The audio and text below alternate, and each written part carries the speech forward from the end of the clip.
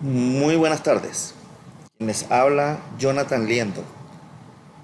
Eh, He transitado mucho por este mundo de SAP durante aproximadamente 12 años y me he dado cuenta que hay muchos videos, la mayoría en inglés, y son un tanto, digamos, lejos en el entendimiento de todo lo que tiene que ver con el tema de HANA. La razón de ser de este pequeño curso es de alguna manera darles un overview o digamos un conocimiento básico de qué es, cómo funciona y para qué sirve. ¿Sí? Eh, lo que veremos a continuación es objetivos. El objetivo es ofrecer las herramientas necesarias para que los consultores de SAP Basis conozcan la plataforma de HANA, su administración y mantenimiento. El objetivo de este curso o taller no es ir al detalle específico de la tecnología. Como les dije en un principio, la idea es de alguna manera tener un conocimiento, eh, un overview, un básico, ¿no? Digamos, para personas que se están adentrando en el mundo de HANA. Tampoco el objetivo del taller es la extracción de datos de HANA ni la instalación de HANA. En un próximo video estaré posteando cómo es la instalación de HANA. Digamos la instalación de HANA, siempre y cuando tengas todos los prerequisitos, no es tan compleja. En la agenda de este pequeño overview vamos a ver lo que es HANA, cómo funciona la arquitectura o cómo está estructurada, conceptos básicos, qué es el HANA Studio, cómo funciona la Business Suite on HANA, cómo es el mantenimiento de HANA, su administración y verificación de errores. Ya para comenzar, digamos, las personas que tienen conocimiento de SAP, en un principio sabemos que funciona en tres capas. La primera capa sería la capa de, viéndolo de arriba hacia abajo, sería la capa del GUI o la capa de presentación. Posteriormente vendría la capa que vemos aquí representada por un color verde grande, que es la capa de aplicación del ERP o podría ser CRM, BW, no, es indistinto en este caso con lo que es ERP, pero podría ser cualquiera de esas soluciones. Y finalmente la que vemos del lado izquierdo, que es representado por la base de datos, ¿sí? Todo eso contenido, o sea, ese servidor va a tener dentro lo que son discos duros, memorias y CPU. Para los años 80, y bueno, esto de la tecnología comenzó, digamos, de los servidores, comenzó desde los años 60, pero ya para ubicarlos un poquito mejor, en los años 80 fue cuando se comenzó de alguna manera con la proliferación de lo que es los computadores personales, el computador que era para la casa. Y pongo el ejemplo del computador para la casa porque es muy fácil verlo de alguna manera convivencialmente. Una anécdota que tengo es que en el año 83 mi padre compró su primer computador personal. Era un computador marca Sinclair, un CPU marca Z80, bueno, marca no, perdón, modelo Z80. Este CPU era uno de los primeros para computadores personales. Dicho computador no tenía monitor, había que conectarlo al televisor de la casa y el teclado ya era un computador muy chico con el teclado incorporado ya dentro del computador y tenía un K de memoria. Ese computador costó, no sé, $2.000. Ese computador tenía un K de memoria. Las cosas que se podían hacer con él eran muy, muy reducidas. Era, había que programarlo, lo que había que, o sea, si querías utilizar algo, lo que fuera, tipo algún programa de editor de texto o para calcular alguna cosa, debías hacer el programa, digamos, programar el software para poderlo hacer. Un mes después compró un módulo, porque un K era muy poquito. Ese módulo costó $1.000, un módulo de 64K adicionales de memoria. Ya con 64K las cosas que se podían hacer eran mucho más elaboradas, con mayor capacidad. Esta historia se las cuento porque fíjense que en la actualidad Les voy a poner un ejemplo personal propio, donde mi computador tiene 16 gigas de memoria, con una memoria SODIMM de alta velocidad. Tiene un disco duro de 512 gigas de espacio en disco, estado sólido, y tiene un CPU de séptima generación, Intel de séptima generación. Ese computador costó $1.600, es decir, aproximadamente casi la mitad de lo que costó el computador en el año 83. Toda esta narración, lo que quiero que vean y que está demostrado de alguna manera, es que las memorias, los CPUs y almacenamiento en disco duro se redujo en costos, y no solo se redujo en costos, sino que adicionalmente las velocidades son 1.000, 2.000, hasta millones de veces mucho más rápidas de lo que era en el año 83, hace 26 años, perdón, hace 36 años.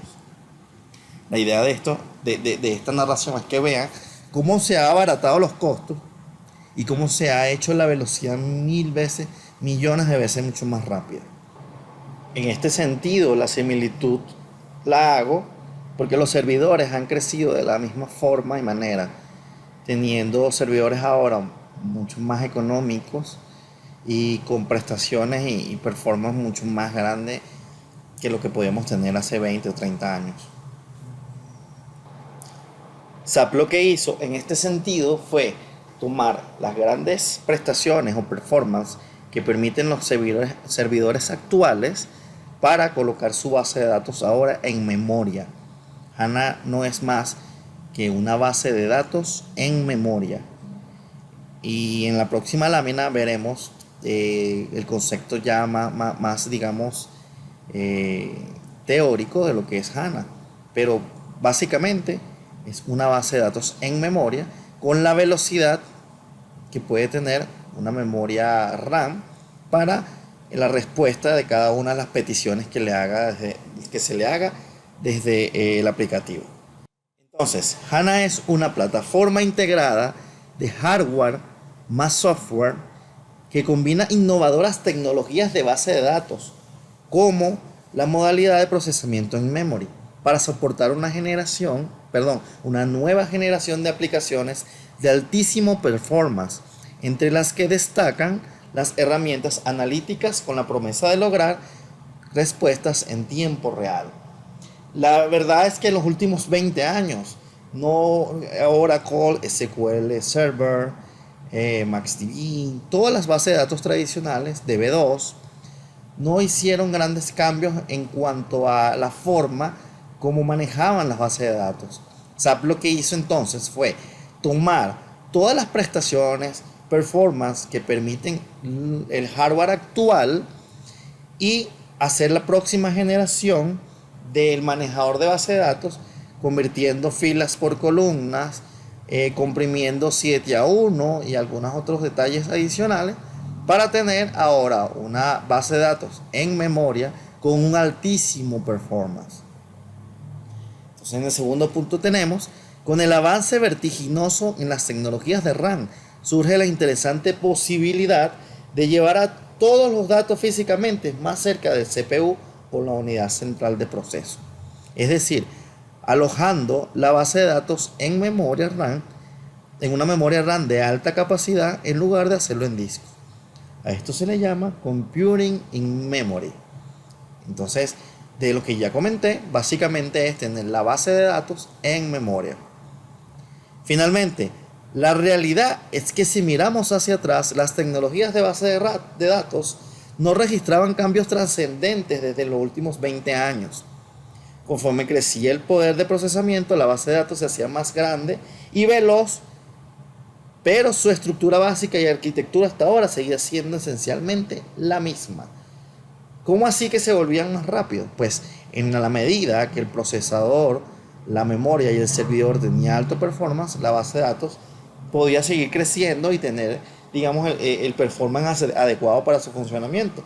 Pero cuando se hacían muy grandes, ya desbordaban ese performance y se tornaban algo lentos. Finalmente, SAP HANA, una vez más les comento, Es una plataforma integrada de hardware más software y una de sus características esenciales es ser una base de datos columnar, como les comenté anteriormente, lo que permite transponer las tablas almacenándolas físicamente por columnas en lugar de filas. Característica esta que permite una mayor compresión de los datos, teniendo ratas de compresión de hasta 7:1. La razón de ser de HANA finalmente es un concepto muy claro que se llama real time o tiempo real, que podamos obtener de la base de datos en tiempo real cualquier información.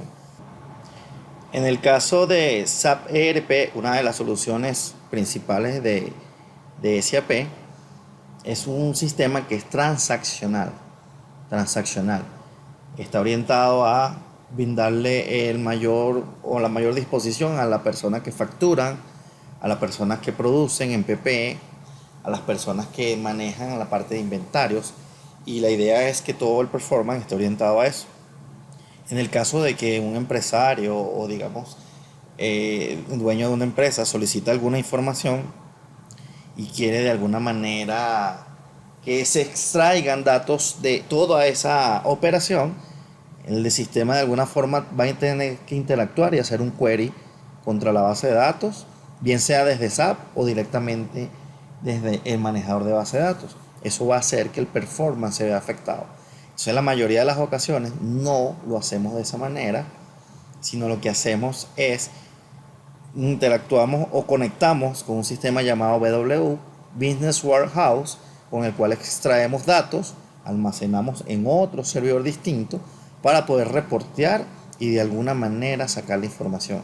Esa información basada en esa arquitectura que acabo de mencionar es una información que no va a estar actualizada, sino que va a ser posteriori a que fue generada. Eso ocurre en la mayoría de los sistemas de bases de datos tradicionales con SAP ERP y SAP BW.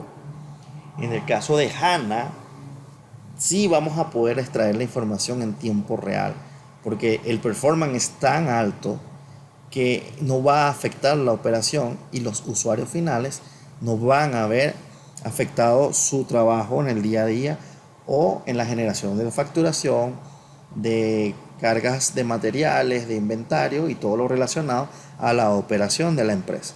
Entonces, finalmente, en conclusión, el objetivo del Time Real es poder tener información en tiempo real de manera inmediata, sin tener que esperar a un día o 2 días para poder tenerla disponible. En esta imagen lo que podemos apreciar es un resumen de todo lo que hemos hablado hasta el momento. Entonces, ¿qué es SAP HANA? SAP HANA es una conjunción entre lo que es un hardware de alta performance más una nueva generación de software manejador de base de datos que intercambia filas por columna, que tiene ratas de compresión de hasta 7:1 y que permite de alguna manera el tiempo real en cuanto a la extracción de información directamente a la base de datos. Finalmente tenemos este cuadro que nos muestra las diferencias entre una base de datos SAP HANA y una base de datos tradicional. En el primer punto tenemos un concepto de Big Data, grandes cantidades de datos con altas velocidades.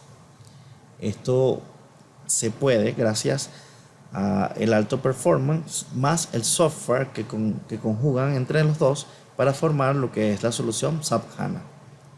En las bases de datos tradicionales, mientras más información, más lentas se tornan. ¿Sí? Podemos tener un servidor muy poderoso con una base de datos vacía, pero en la medida que pasen los años y esa base de datos vaya creciendo, se va a ir tornando más lenta. Como punto 2, tenemos en SAP HANA que permite la interacción en tiempo real.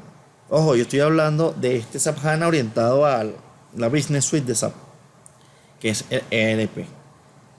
En la medida que yo toque la base de datos para hacer queries en una base de datos tradicional como punto 2, voy a afectar el performance. Entonces, la solución que SAP consiguió en tiempos pasados fue que la información estuviera disponible después de que es generada, es decir, 24 horas después, 12 horas después, no en el momento exacto.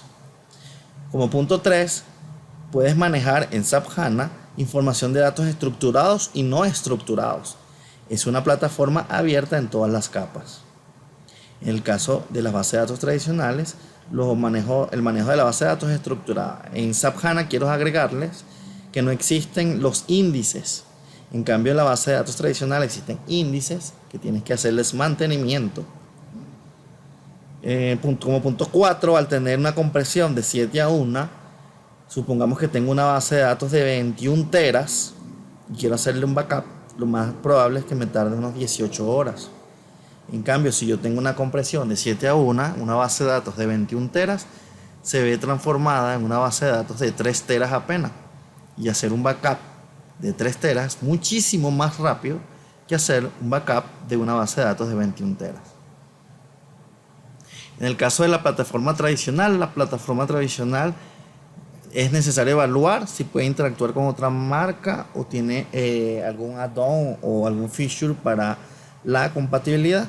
Y en cuanto al tema de backup o restore, es de varias horas la ejecución porque son bases de datos muy grandes.